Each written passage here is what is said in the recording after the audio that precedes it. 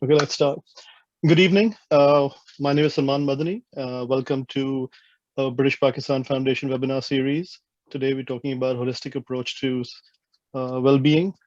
Uh, Let me tell you a bit about the British Pakistan Foundation. British Pakistan Foundation aims to engage, unite, and empower the UK's BAME and Pakistani communities. Our vision is to become a single platform for the community. Sorry.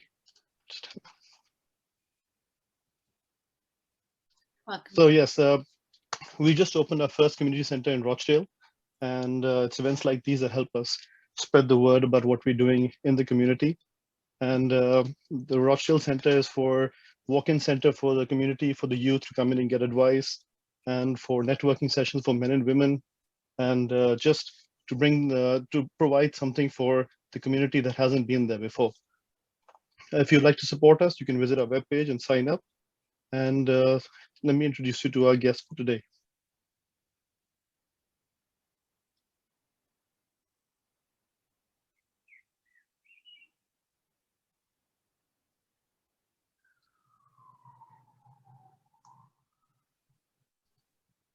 Yeah, sorry. So we have with us Laleh. She is currently undertaking a diploma in psychotherapy from Center of Counseling and Psychotherapy Education. She received a yoga therapy certification from Mind Institute and is certified by the Complementary and Natural Healthcare Council. She completed her yoga training from Centered Yoga Thailand, and she also holds an MSc from London School of Economics. Along with her, we have Aale Mowjee. She is a holistic health coach, member of the UK Health Coach Association, and she's a certified health coach who's passionate about empowering the South Asian community to take control of their health and through developing positive long-term lifestyle habits. So over to you, and let's enjoy the session. Thank you so much, Salman. I'm just going to share my screen so that we can get started. Just bear with me 1 second. Perfect.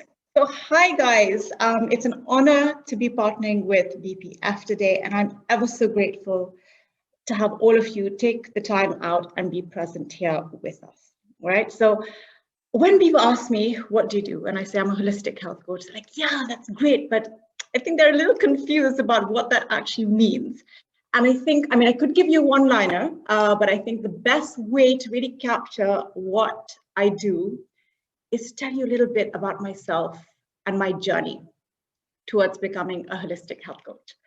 So straight after university, I was juggling 2 jobs. You know, I'm like the South Asian child who wanted validation, and I had a point to prove. 14-hour days, tight schedules. I was a language instructor and a VJ, 2 very, very different things. And I, worked nonstop. And as a result, compounded with a poor diet, I had lots of mood swings, my skin suffered, I had sleep issues, and my lifestyle really was not, health and wellness didn't really feature at all in my life. A year and a half later, I joined the corporate world, and it was then that I decided that I was going to give every last ounce of energy into my work, because I was constantly searching for this to be validated, and to prove myself, as I said. So non-stop meetings, weekend working, late nights, multiple flights in one day, you name it, I did it, along with a lot of white hair that started showing up on my head. And things became even worse. I think I indulged in burgers, pizzas, biryanis, just to keep me going so I could churn out the next presentation to get even better and better and work my way up the career ladder. I started smoking. And for me, even to go up a flight of stairs was just like too exhausting. I just didn't have the energy. And you know what? I was just too busy, so consumed in making my mark in the workplace that I forgot about everything else.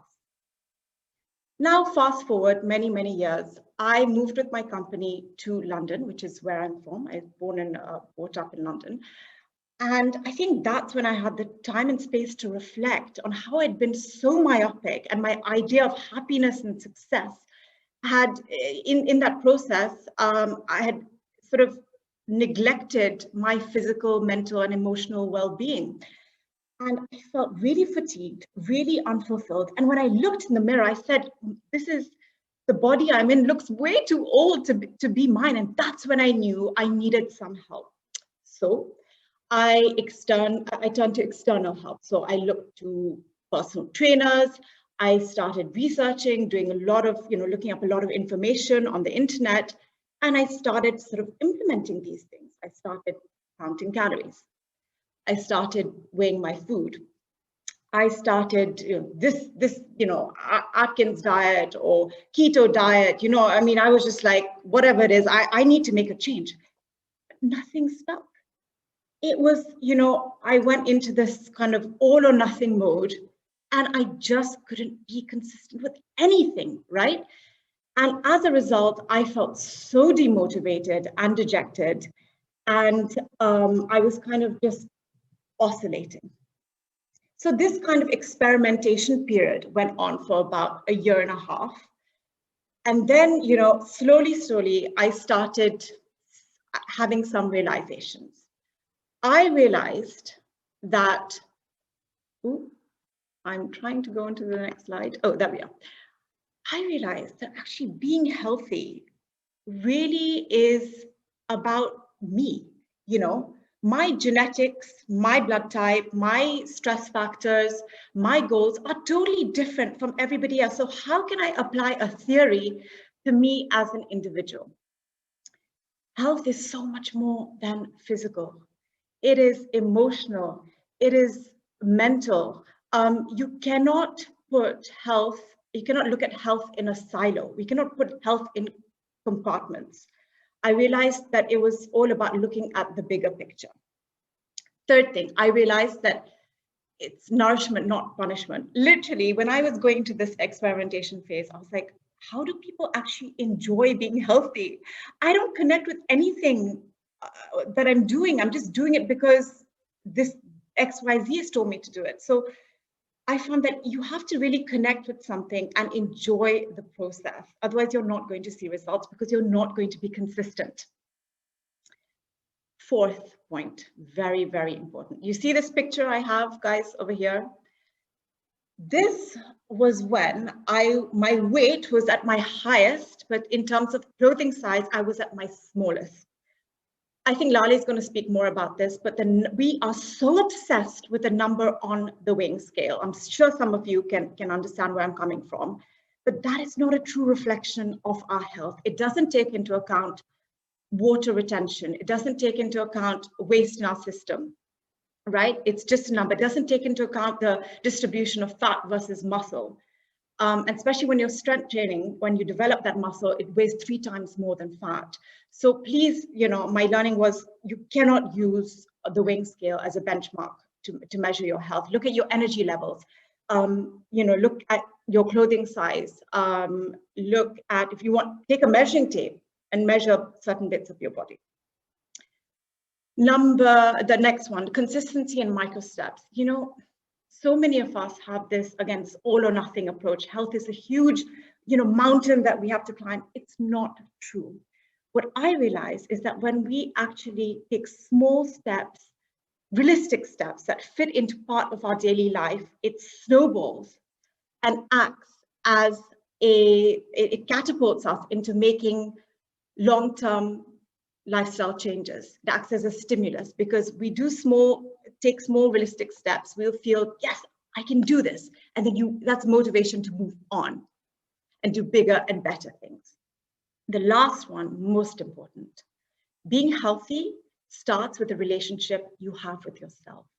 If you don't respect yourself, if you don't, it's very much tied into your self-worth. If you don't value yourself, then you're not going to make those decisions and you're not going to make nutritious choices and do what's good for you. So it all starts with the relationship you have with yourself.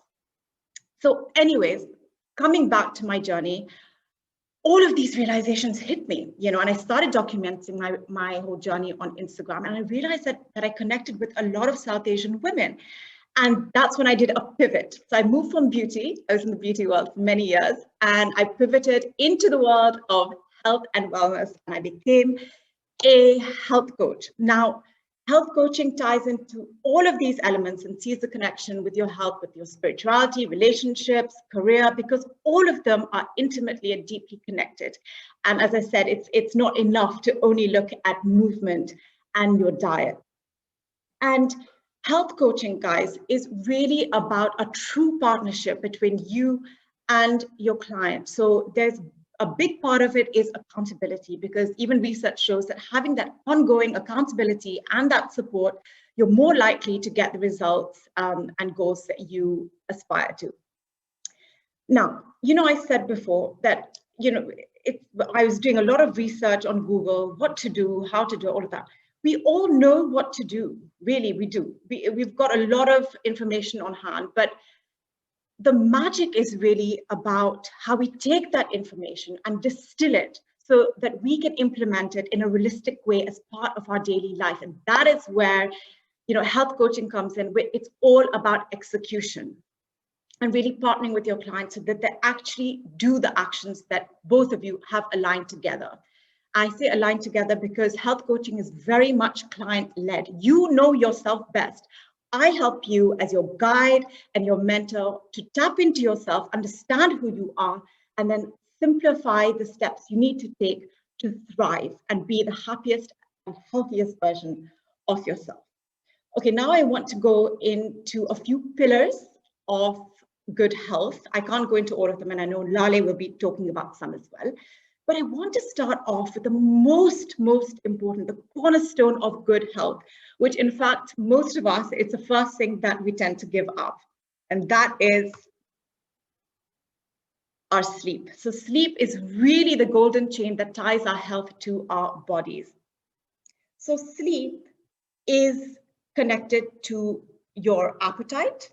So I'm sure you've noticed when you're sleep deprived, you're reaching for that bar of chocolate at 3 p.m. because you need that hit of energy, right? Because it disrupts your appetite regulators, ghrelin and leptin, right? So you tend to eat additional calories. It affects your mood. So 90% of people who suffer from depression, they tend to be sleep deprived. It affects your reaction times, your productivity. It affects absolutely everything, even your ability to your motivation to get your movement in. That's going to take a backseat. Sleep is really something that I get my clients to prioritize, and it's the first place to start. Okay, it's great that sleep is so important, but how do you actually optimize and get better sleep? There are a few things, but I've kind of put down what I feel are sort of the golden sort of steps that you can take to optimize and get better sleep. So really looking at your evening ritual, that is key, because you will only sleep if your body is in a state of calm, where your parasympathetic nervous system is activated, which signals to your brain it's time to rest and repair, all right? So be mindful of what time you are disconnecting from work. You don't want to be going to bed with your brain all wired. Use tools like lighting candles, maybe taking some herbal tea, like chamomile is good, lavender tea is really, really good. Also, of course, blue light exposure. I've actually invested in a pair of blue light blocker glasses. They're really good, especially if you're going through social media in the evenings. And start small. Think about your evening routine and think about how you can tweak it, even if it's just one thing. What micro steps can you take to be in that more relaxed and calm state?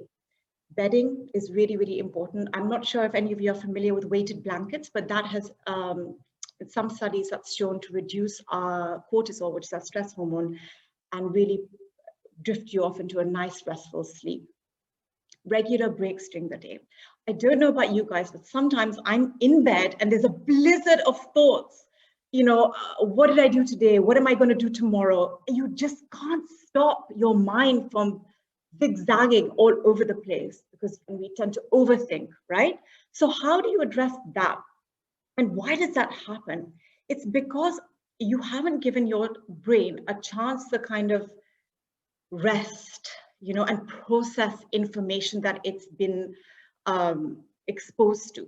So it's really, really important to just zoom out, even if it's for 1 minute. So do a few hours of emails and then take a proper break. And a break doesn't mean mindlessly scrolling through Instagram, because that's a whole, lots of information that your brain is hit with. So take regular breaks throughout the day so your brain has time to process all the information. Daily movement, I'm sure you guys already know this, but 30 minutes of moderate movement is all you need for consistent moderate movement so that you can get a nice, good night's sleep. The last one, proactively deal with underlying stresses. Again, this is something that keeps us up at night. We're worrying about this, creating negative scenarios in our minds, okay? It's so important to ask, is this a problem that I can solve? If yes, what steps can I take to solve the problem? One really effective tool that my clients use is journaling. Keep a notepad and pen at your bedside and take what's worrying you in here onto paper. Streamline your thoughts.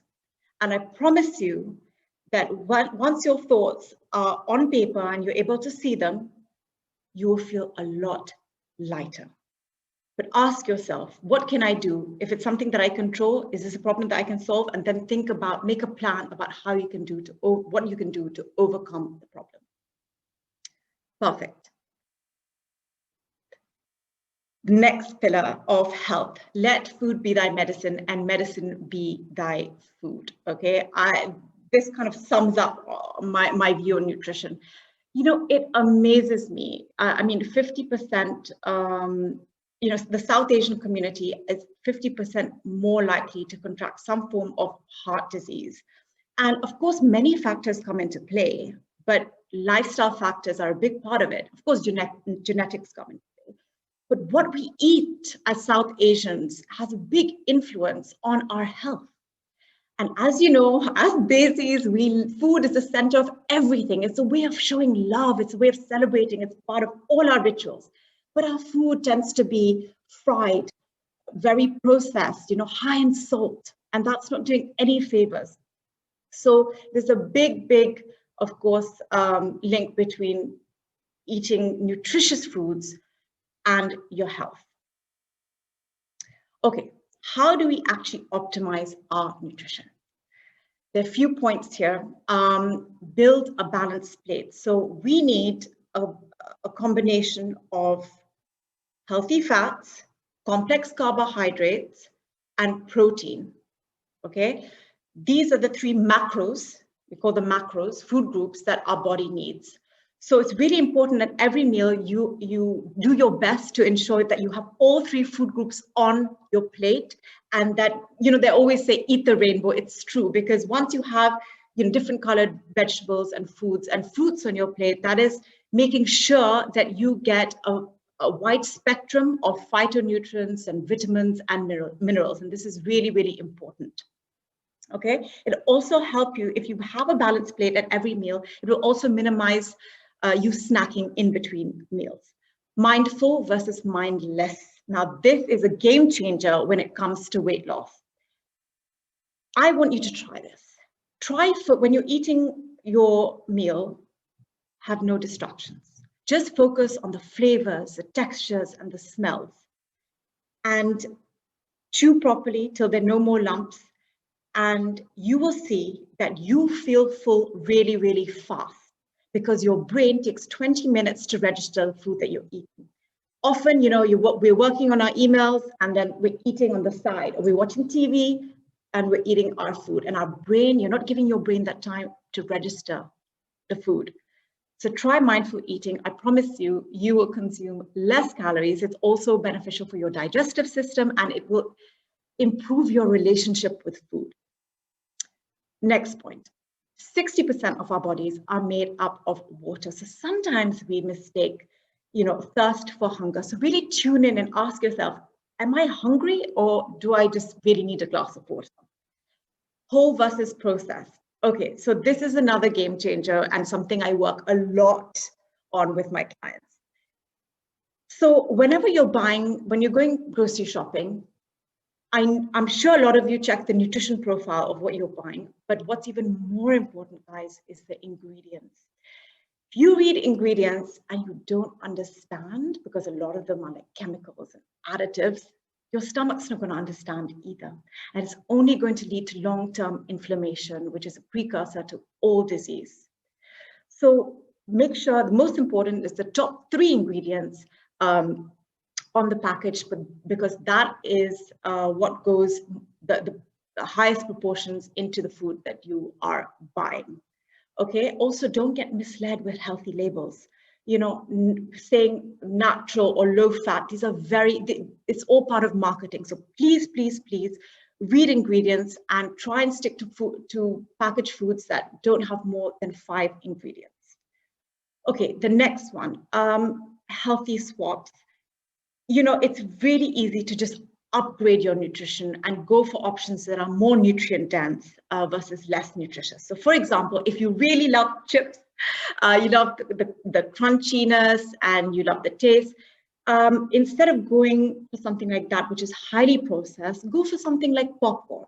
If you have white rice, you know, go for something like trying wild rice, which is super tasty, or red or black rice, which is super high in antioxidants and will work to stabilize your blood sugar versus spiking it up. Also, if you like sugary foods and like to add and like desserts and stuff, make desserts or have sweeten things with pure honey, but please buy it from a farmer's market, because the ones that you get at the supermarket tend to be, you know, pumped with a lot of like glucose and sugar syrups that of course are not good. Okay, so the last one, freedom versus restriction. We all know when we can't have something, you want it even more. And this is exactly what happens in diets that are restrictive. When you start cutting things out and say you can't have sugar and you can't have carbs, that leads to you just, you know, you go on a binge and you start feeling guilty, and that shame will kick in, and then you have a very low self-worth. But if you can still incorporate all the foods that you like, but just be mindful. So I like to think of it as an 80-20 rule. 80% of the time, you know, you're eating more nutritious foods, and 20% of the time you are, you know, you can indulge in less nutritious foods. But mindful eating, you know, portion sizes, and start off with maybe, if you like cake, a quarter slice, and then work. If you want seconds, you can go for another quarter, but it's still, you know, you're still being mindful. And then you can also, you know, to help control how much you intake when you're chewing, keep your fork and knife down. Don't have the next bite ready to go, you know. So these are just a few tips that you can use, but I promise you, restricting yourself is only going to lead to binging and a negative relationship with yourself. And it's a whole, you know, vicious cycle, which I'm sure some of you have been through. Okay, next up. Movement changes your body and mind. And I'm sure a lot of you have experienced this during the pandemic. When you are doing physical exercise, the benefits are not just aesthetic. It goes far, far beyond this. And I think when you realize the mind-body connection, understand that movement improves your mood, it improves your productivity, it increases your resilience to deal with the daily stress factors. It literally, I just feel, you know, you just feel stronger, you feel more empowered. Everything changes when you consistently move your body, and your whole outlook on life also changes. And this is something that I feel really, really strongly about, that exercising, not just for vanity, but for sanity as well. Okay, so how do you actually make movement part of your daily life? We'll discuss that, but first, I want you to have a look at this. I'm sure you can identify with a few of these, okay? We all know movement and exercise is good for you, but we always have an excuse as well, don't we? I want to say one thing about lifting weights, because I hear a lot of women say, oh my God, no, I'm going to look like a man. Ladies, let me tell you this. We women do not produce nearly enough testosterone, which is a growth hormone, for us to be looking bulky, all right? And you need to be eating like 9,000 calories a day. Strength training is a fantastic way to shed fat, build the muscle, and get lean. And more than anything, it is so, so empowering. Okay, so here are the excuses. And now here are a few tools that we can implement in our daily life to really get moving. So all movement is good. So this idea that exercise means like push-ups and burpees is not true. Movement can be running after your child. It can be going for a walk with your friend in the park. It can be walking to the grocery store and carrying the heavy bags, which me and my husband do. And I'm like zooming straight ahead, and my husband's like, oh God, this is so heavy. All movement is good, all right? So don't have this idea in your mind that it's only going to the gym and lifting heavy weights. We need to break out of that. And it should be a source of it should be something that you enjoy and connect with. Think about something that you really enjoy. Is it Bollywood dancing? Is it something like, is it yoga? So just find what you vibe with. Okay, it's also really important for you to have consistency, you have to support yourself. So what does that look like? It could mean keeping some weights. So this is something I did with a client, some dumbbells in the kitchen, and you do, some bicep curls, some tricep extensions, whatever exercise you fancy, whilst you're waiting for the kettle to boil or for the toast. You have utilize these pockets during the day. You don't have to set aside half an hour or 1 hour. You can almost snack on your exercise and break it up, wherever. You don't have to create existing amounts of time. You can use existing time that you already have and optimize that. It could also mean that you leave your gym clothes or active wear on the couch next to your bed. So it's the first thing that you see, you change into it straight away, and then off you go and do your workout. So looking after ourselves should be as much of a commitment and priority as your work meetings, your client meetings. So it's a good idea to block that time out in your diary. Be committed, show your commitment by blocking that time out, and it's just part of your schedule and something that you just have to get on and do. Okay, the last point. How many of you have had New Year's resolutions that I'm going to work out, 5-6 times a week, every day I'm going to go hard. And then, February or March comes and you're like, I can't do it. There's so many things happening. My motivation is like down here. And then we get dejected, demotivated, and then we go off piste and we struggle to get back on track. But what if we started really thinking about realistic goals that we set ourselves? So maybe it's not, going to the gym or doing that yoga class 5 times a week.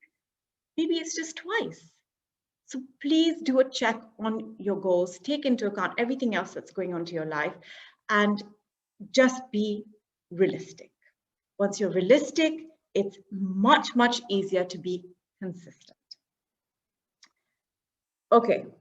So I'm gonna sort of end with asking you, what is one small step you can take today towards making a positive change in your life? And I really, really want you to think about this.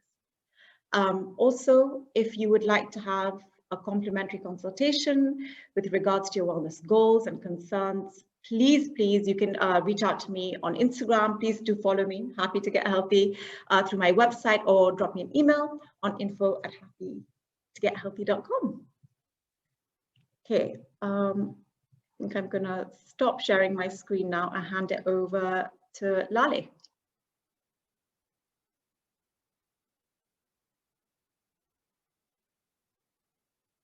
Hi, everybody. Thank you, Aale. That was wonderful. Thank you, Saman, for the introduction, and BPF for having us here. It's really wonderful to be here. I'm going to start with my screen as well, so bear with me for a second, guys. Can you guys see me? Can you guys see the slide? Oh, apologies. I just need to go back a little bit. Sorry about that. Okay, wonderful. So I want to start by sharing a little bit about how I got here today, and about the journey. So I'm a long-term yoga practitioner. I've been practicing for about 15 years, and a teacher as well, yoga teacher, and I've qualified as a yoga therapist. And I'm also in the 4th year of a 5-year UKCP psychotherapy degree. And I'm also a mom, and I think my 2 kids are possibly my greatest and most intensive and exacting teachers. So that's a bit about where I'm at today. But if you'd asked me if I'd be here about 15 years ago, like Aale, I would have laughed. This is not the path I thought I'd live on. I lived purely neck up. I was always in my head. I was the one that loved to read, hated playing sports. I wasn't going anywhere near any physical activity. And unsurprisingly, I struggled with my weight for much of my life. I wasn't quite happy with how my body looked. It was not so much how it felt, but really how it looked that I was concerned about. I did not have a relationship with my diet, with my body. And I ate really, really poorly. When I think of, Alice talked about nutrition and how important it is. And I think back to my university years and some of the diets I tried. It wasn't pretty. But then something shifted when I was in my mid-20s. I hit a bit of a low point and I couldn't think my way out of it. So normally my mind used to get me through much of my life, but for once I couldn't think my way out of the situation. And an aunt suggested yoga and meditation. She suggested I try it. And I was really skeptical. I mean, there was no way I was, really interested in yoga at all. But I decided, okay, I have nothing to lose. So I gave it a shot. And literally everything in my life changed. I started to have an entirely new relationship to my body. It wasn't about what my body looked like, but what it felt like, what it could do. How strong I felt in my body. Alice talked about a functional relationship, how you relate to your body. And all of a sudden, for the first time in my life, I really started to value my body, to listen to my body. And I found that as I listened to my body listened to me. Some weight shifted. I'd had a hormonal imbalance that changed, that completely went away. My skin cleared out and my mood started to regulate. I was happy. I literally feel like yoga and meditation changed every single aspect of my life. And so I decided then that I would embrace this practice for the rest of my life. And for 15 years, I've had a fairly consistent yoga and meditation practice. Before children, I would jet off to retreats and trainings and mindful meditation retreats and silent meditation retreats whenever I got a chance. It looks a bit different now, as you can see in the picture, but I'm continuing in whichever way I can. And in 2012, I did my first teacher training in the Ashtanga Vinyasa tradition. And I started to teach yoga alongside my day job, which was in the not-for-profit sectors. I carried on like this for a while.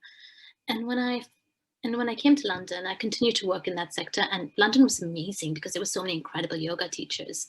And I was at that stage of my life where I could spend a lot of time practicing. But when I had my firstborn, something shifted. I'd always worked in the not-for-profit sector, but this time I really wanted to work with people. I was passionate about bringing the healing and therapeutic benefits of yoga to people who might never walk into a classroom. The UK and London have millions of yoga teachers, incredible studios. What I wanted to work with, the populations I wanted to work with, people who, because of a physical disability, physiological condition, maybe because of a past history of trauma or depression or anything else, might never set foot into a studio. Because I believe that these populations in particular can truly benefit from yoga. They can benefit from a practice, maybe not a generic practice, but a practice that suits them wherever they are, in their bodies, in their minds. So when my son was about 1, I registered for a 3-year intensive yoga therapy degree that combined neuroscience, modern medicine, psychotherapy, physiology, and looked at ways of supporting people that would facilitate them to live their best life. See, part of my ethos and part of my training's ethos is that each of us has within our reach the ability to heal ourselves. It's just about providing the right conditions. That was my goal, and that's still my greatest passion. So over the past few years, I've had the privilege of working with people with all sorts of presenting issues: eating disorders, depression, bipolar, trauma. And I truly believe that the ancient practice of yoga, meditation, can help people wherever they are. Okay, so going back to the topic now on hand. So let's start with health. So I know we talk a lot about physical health and mental health, but actually, if you look at the root of the word health, it means whole. There is no mental health without physical health, or physical health without mental health. We tend to split them. We tend to look at either physical well-being, yes, or mental health, but actually you can't. If you speak to someone who's depressed, as Aale was talking about sleep, someone who is depressed will feel it in their whole body. Every aspect of their life will be impacted.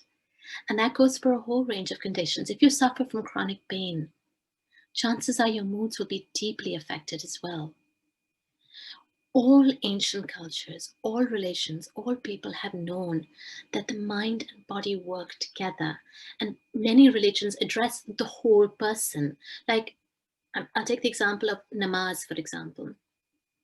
It's a spiritual practice. It's a mental practice. It's a focus exercise. It also incorporates movement. And I've met a lot of people who have had a regular namaz practice who have incredible joint mobility because of the movements that they do 5 times a day, even fasting. It's not just, it's for the whole being.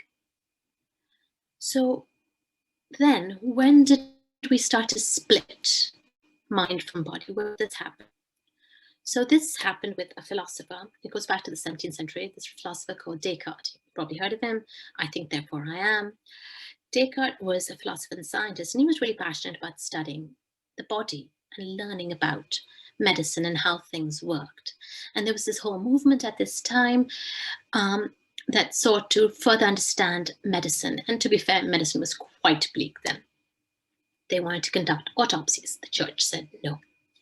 So they started to suggest this split, this dualism, where the spirit belonged to the church and the body belonged to science. And voila, autopsies were allowed. Medical science progressed by leaps and bounds and saved many people, increased life expectancy. But we also started to see the two as separate. We started to see the mind as superior and the body as inferior, almost animalistic.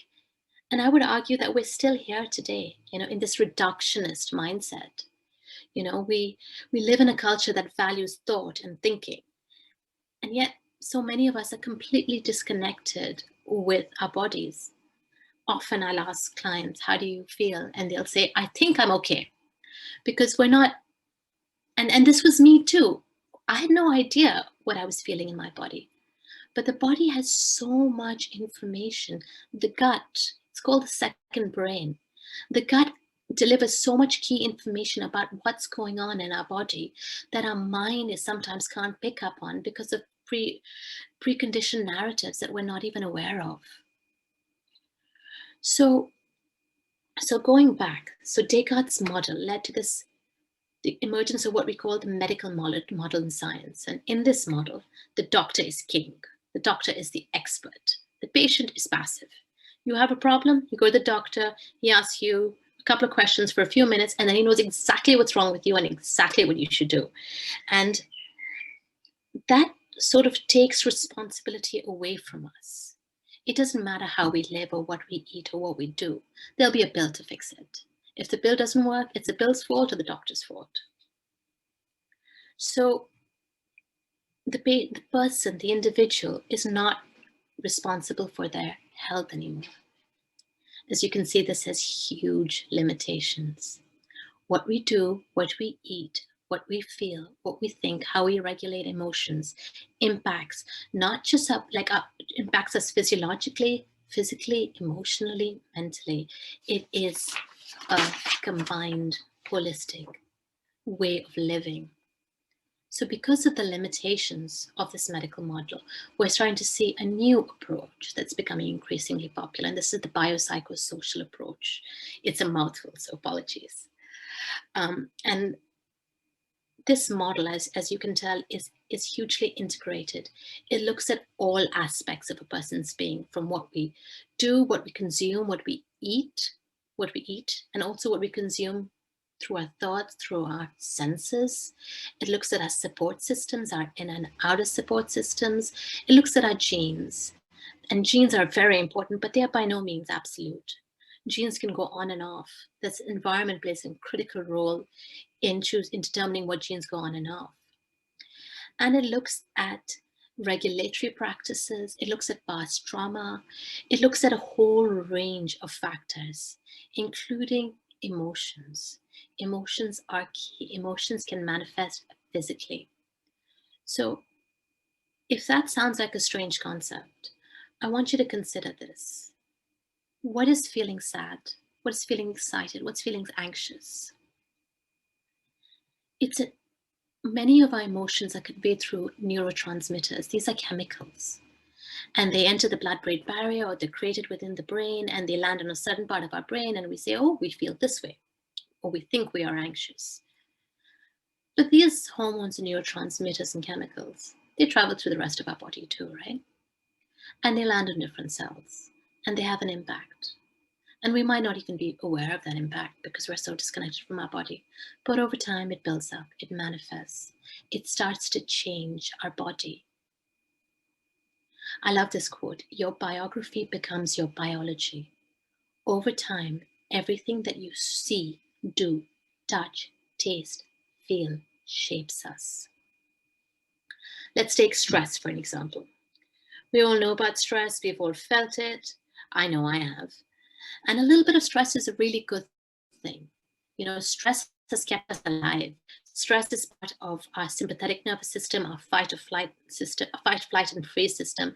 It kept our ancestors from walking to beds, running away, saving themselves from danger. And it plays a critical role in our life and our body. But what happens when we can't switch off stress? What happens when we've left the bear behind? We've addressed the email. We've fought our way through traffic. We're home and we can't switch off. Aale talked about this as well in her speech. But I want to see what's going on inside our body. The stress hormones, cortisol, adrenaline, they can permeate our blood-brain barrier. They could go into our brain and they actually atrophy. They start to eat away at certain parts of our brain. They start to travel through our body. They land on our digestive tract. They start to cause ulcers and other issues. The stress response down, because when we're in fight or flight mode, our singular goal is survival. So all other systems, they get downgraded. Our immune system says, not so important to produce antibodies if you're going to die. Our reproductive system switches off. Our digestive system switches off. And this is fine in the short term. But if we're living with this, everything suffers. And in the long run, if we can't stop the cycle, disease manifests. So what do we do to stop this cycle? What do we do to take responsibility for our health? Well, first of all, I'd start by saying I'm going to invite you guys to get really, really curious about how you feel. Not just what's going on in your mind, but what really is going on in your body. Stop, take a couple of minutes. Just really, if you can, if you're in a space, close your eyes. Take a couple of deep breaths. See if you can relax your body just 5%. See if you can settle into the chair just a little bit more. And without engaging with any narratives, start to see if you can feel certain parts of your body. What's going on in your stomach? How do your eyes feel? Is your jaw tight? My mouth is a little dry because I've been talking a lot. What's going on for you?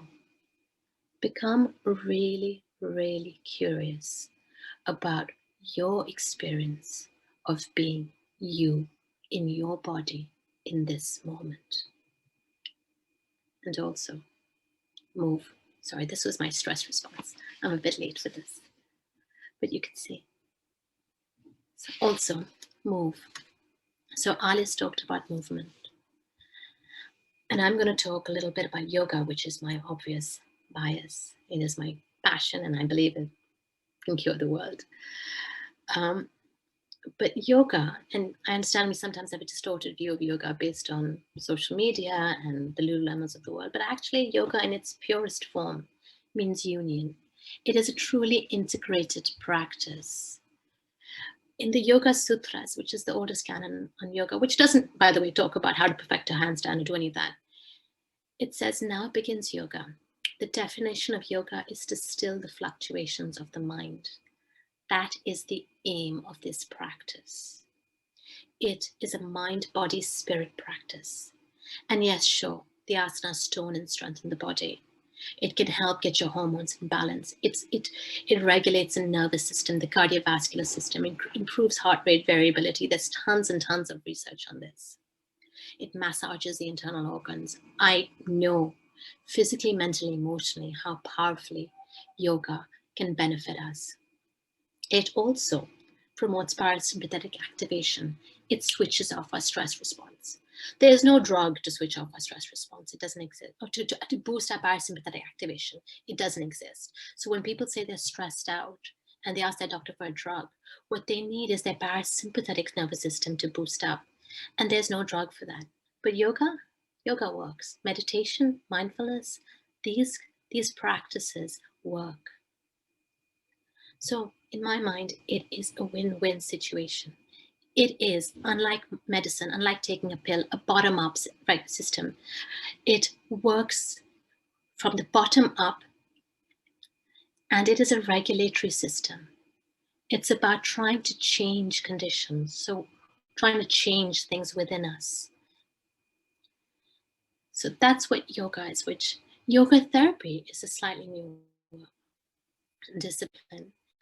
And it combines the ancient wisdom of yoga, which has been around for centuries, together with breath work, pranayama as we call it, meditation, apologies, with physiology, medicine, and modern advances in neuroscience to support individuals wherever they are. It is also bottom-up. It is preventive rather than curative. So it works, it tries to work before the systems manifest. In our line of work, we say you can't save a life at the last minute. We try and support individuals through their life. And it's also tailored. You can see over here, one of my favorite pictures is teaching yoga to elderly populations. There's so much benefit for people at every stage of their life engaging in these mind-body practices. But yeah, sure, it has to suit them. It has to be appropriate for wherever people are. That was my training, to support people wherever they are. If someone's very anxious and I try and get them to meditate, it won't work. Your mind's moving too fast. So I might suggest some quick action, some quick movement to burn off extra cortisol, and then we might drop into, on cue, mindfulness.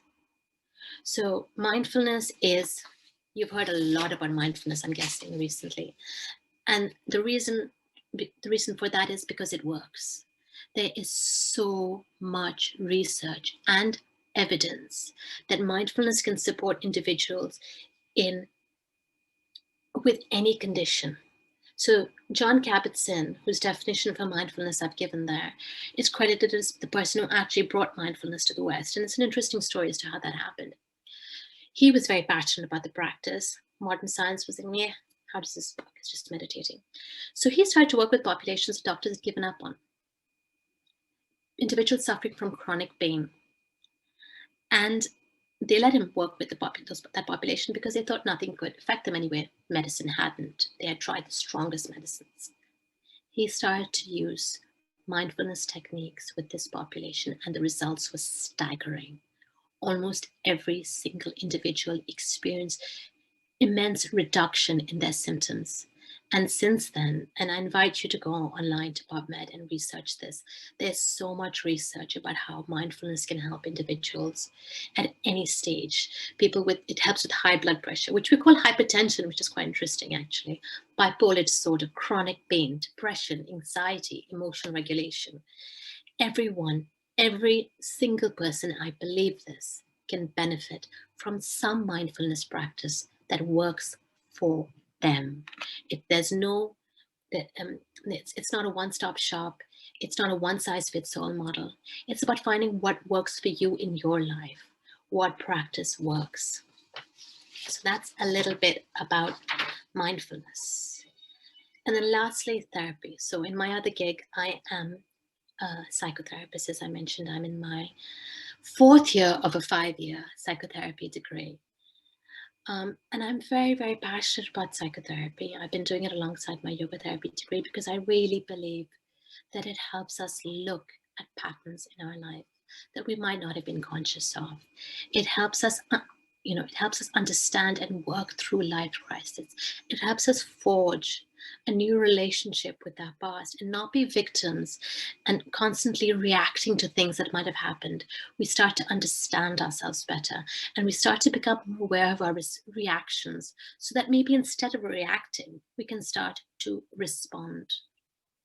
There's tons of research again out there. You can tell I'm a research junkie that shows how psychotherapy doesn't just make us feel better at the time, it can actually change the structure of our brain. This is neuroplasticity. This is a fairly recent concept. So psychotherapy, interestingly, don't tell the pharma companies, has been proven to be more effective in preventing relapses in depression, because relapses in depression are one of the most major things. Many individuals with depression relapse if they are treated with medicine alone. Because once you remove the medicine, the brain chemistry goes back, the narratives return. But psychotherapy can help change that. It can help shift that. It can help create the foundation for self-understanding, for permanent change, for spiritual growth, and for personal growth. So I love the last image. I don't know if you can see it. The writing is really small. You've got Walter over there saying, and it dawned on me, I've never really found myself. And there he is in his therapist's chair. So I understand talking at you for a lot, and I understand we are coming up very close to time. But what I'm going to invite you to do for 2 minutes, 3 minutes, is my 3-minute breathing space. So let's get out of this heady zone and sit back, lie down, be still wherever you are. Close your eyes. If it's comfortable, or leave them softly open. And start to become aware of how you're breathing. Inhale and exhale. You don't need to change your breath right now, but can you feel your breath? And where can you feel your breath? Is it your tummy? Is it your chest? Is it your nostrils? Become really curious about your inner landscape. What's going on? What parts of your body touch other parts of your body? Are your hands on your lap? What does a chair feel like? Or the bed? Without engaging with it, any thoughts going on in your mind? You don't need to engage with them, but just notice them. What are your energy levels today? What is it like to be you in your body today? Because really no one else can know that. You know best. Whenever you're ready, let the outside world start to filter in. Become aware of sounds that you might hear. The air temperature. And then blink your eyes open whenever you'd like and let them rest in whatever they rest on. Thank you for that. Thank you for your presence today. And I look forward to any questions.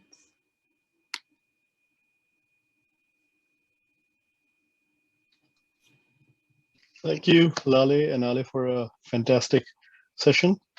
Let's just dive straight into the Q&A session. We've got a few coming in. I'll start with a few questions for Aale. Here's one. I'm a surgeon, can relate to trying to prove something. It's made me unhappy. I want to move to holistic living, but I struggle with consistency, especially with the rest of my family not being on the same page.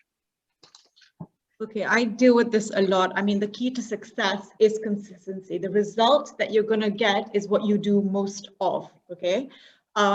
So, I mean, by all means, get in contact with me and we can have a complimentary discussion on, because I need to understand more about, you know, your lifestyle and the ins and outs. So I think if, sorry, the gentleman's name, the lady's name? Lady's name is Sanya. Sanya. So Sanya, please get in contact with me and we can set up a complimentary conversation, and I can definitely help you with gaining consistency. And I've got clients who want to lead a certain lifestyle, but that's not, you know, that's very different to what the rest of the family follows. So yeah, I think that's you can contact me separately. Okay, thank you. Now let's go to another one. It says, very inspiring discussion. Thanks, Aale. My question is that with your clients, do you think there are different personality types which have specific needs for lifestyle changes? Are some people more likely to fall into unhealthy habits? Well, unhealthy habits are, you know, it depends on your genetic predisposition, your socioeconomic situation. It depends on what country you're living in, how you grew up, your childhood, your experiences, what kind of life you're living. So all of these factors come into play, but within holistic health coaching, we take all of these factors into account so that you have a unique blueprint that is very bio-individual, including, you know, what the action points as well as the resources that you are provided with. Here's one for Laleh. Interesting to know about psychotherapy for depression. Is this an alternative to other forms of therapy, and how does one decide what type of therapy is needed? So that's a big question. So research conduct, and I also want to caveat to say I'm not against modern medicine. I think that there are many times when medicine needs to be used, but for mild to moderate depression, the studies that were conducted with CBT, cognitive behavior therapy. I myself do open-ended long-term psychotherapy. That's a practice that I'm training in. It depends. There's no one approach for one individual. So I'm going to hold back suggesting what might work for you, but happy to discuss further off, you know, as well.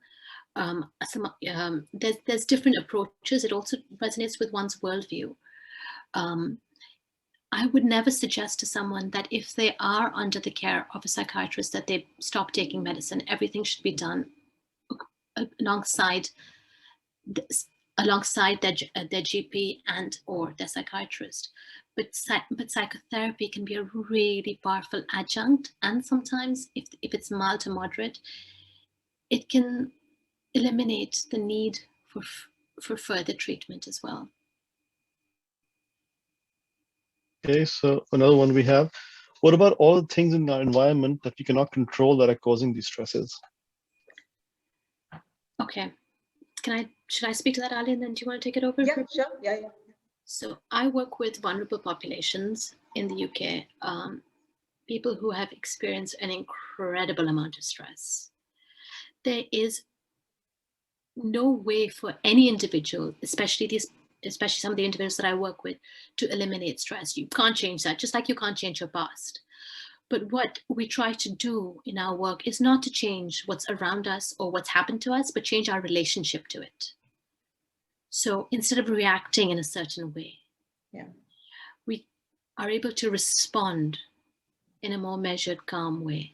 That's the change that we're trying to facilitate. No one lives on a mountaintop, unassailed by stresses. This is part of our life. Part of it is bringing it back to our daily life. Absolutely. I couldn't agree more. Like, the definition of stress is how you actually react to a situation. Like, it's your reaction. You have the power and you have the control, right? And sometimes, it's not a problem that you can solve.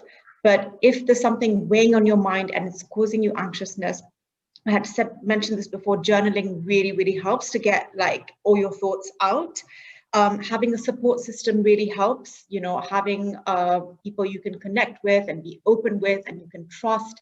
And, you know, sharing a problem often means that in your, you know, sometimes we amplify things and things are much worse than they actually are, but actually talking it through in a rational manner with someone you trust can really take the load off. The third thing, you have to put it into perspective. How much will this, the stress factor, this whatever thing that's causing you stress, actually impact your life in the long run? You know, is it actually going to impact you, and how? So kind of putting that realistic cap on.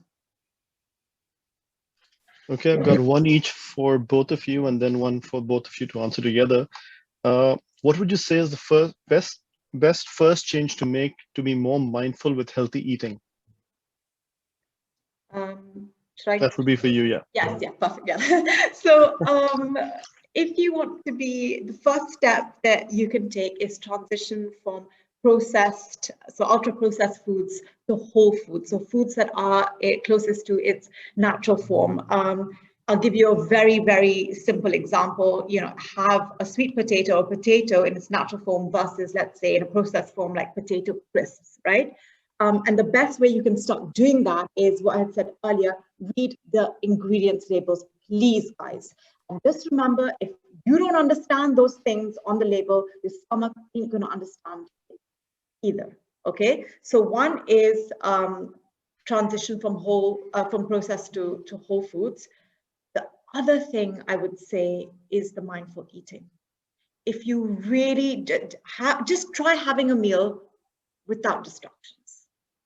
Without your phone, without your laptop, without checking emails, and focus on the food. And, you know, Laleh talked about the importance of mindfulness. And when we apply it to our food, I promise you, you know, you don't have, if you want to lose weight, it's not about counting calories. It's not about measuring the food. It's about mindful eating. This, by far, in my experience and with my clients, is the game changer, okay? And then I just will like, just to take it one step further, really, and again, it ties in very well with everything that Laleh is talking about, listen to your body. Intuition. Are you eating that cookie because you're biologically hungry, because you feel like really fatigued and stomach is rumbling? Listen to your body. Is it biological needs? Or are you eating that cookie because you're bored, you're stressed, you want to distract yourself? Really tune in to what your body is saying, and you yourself will have the answer. Okay, so we have a question now. How do I know whether I should seek therapy or first try leading a healthier lifestyle? That's a big question. I can't answer that for you. As I said, you are the expert in your experience. You know what's going on for you. As Aale and I have both been talking, everybody can benefit from leading a healthier lifestyle. It doesn't have to be one or the other. It's also about what fits into your lifestyle. Psychotherapy sometimes is not available for everybody at a given point. Making healthy lifestyle changes, as Aale said, has. And with those changes, you will find that things might shift. Psychotherapy is really powerful in doing deep psychological exploration, in creating lasting change. But it's not an either or situation, it's an and. Does that Okay, answer? we have one last question, and I think we'll sign off after that. I can think of a close family member who would benefit greatly from your expertise, but how can I convince them to get support? Who is this for? Who's this for? It's just a general question sent out. I think it's after Laleh's talk, so I'm guessing it's to do with therapy. So I think that most people, the initiative to change invariably comes from within. And someone has to be self-motivated to make that change. We have tried at various points to get loved ones to change habits, and that can be difficult. But perhaps talking to them or getting them to have a first session to see if that makes a difference, to really explore what their resistances are. Why are they resistant to this meeting? You can say, the worst case scenario, you have nothing to lose. But sometimes there is something in there, and be curious, be kind. Chances are those defense mechanisms have helped them at some point in their life. And talk about it, be open. That's what I would suggest. Thank you guys for being with us today, providing us some great insight into healthy living. For all of our viewers who are here today, thank you for tuning in. And if you want to support BPF, log into our website, become a premier member. It only costs £10 a year. And that helps us continue putting up more community centers, helping out, reaching out to the community, and providing help where it's needed. And of course, this session will be available as to view on our website under our video section. So watch out on social media for when this video becomes available. And do send us your feedback. You can write to us at info@bpfuk.org. And you can reach out to Laleh and Aale respectively through social media as well. And do let us know if you'd like to hear more from us, what topics you'd like us to cover in the future, and whether you'd like to be part of the sessions yourself. So from all of us at BPF and from Aale and Laleh, thank you very much for joining us. Good evening. Bye-bye. Bye, guys. Bye. Bye.